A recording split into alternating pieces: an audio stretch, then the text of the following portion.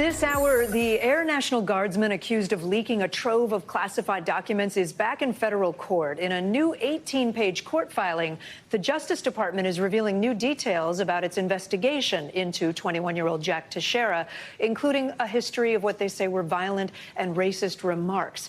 NBC News Pentagon correspondent Courtney Cubie joins us now from Washington. Courtney, the Justice Department has called Teixeira a serious flight risk right ahead of today's detention hearing. What else are we learning from prosecutors in that new filing? Yeah, that's right. And for the record, his defense team denies that he's a flight risk and believes that he could safely serve out his some time with his family watching him at home. But you mentioned there the concern that he may still have access to classified documents. That's something that we learned in this filing. It's not really clear why, though. We also learned that when he was arrested, he allegedly smashed a couple of systems, a gaming system and a laptop at least. And there's a concern, according to these documents, that he may have had some additional digital copies or even print copies of documents that were never released at this point. One of the reasons, though, but again, the documents don't specify that directly.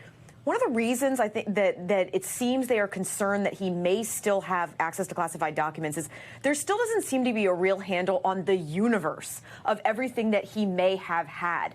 Because of some of his social media postings, he was looking up some of these potentially racially charged events, and it's possible there's a concern among investigators that maybe he has some documents related to that just haven't come out yet, Kate.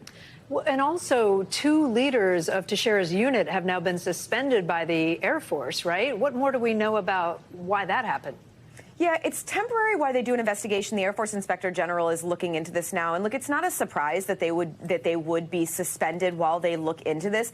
The military has this culture where leaders are held accountable for things that happen in their units. They set the command climate for a unit. And then if the subordinates don't follow through, they don't carry out the way that they're supposed to behave, often leadership is held responsible for that. So it's not surprising to me that they would be temporarily suspended in this case. It's just a matter of what happens when the Air Force Inspector General releases any kinds of findings. Now, it's also important to say that entire unit has essentially been sidelined for now, and all of their mission has been pushed off to someone else while the Air Force investigates that as well. So there's a number of different investigations ongoing here now, Kate. And presumably they're looking to see whether these leaders could have stopped what happened, right?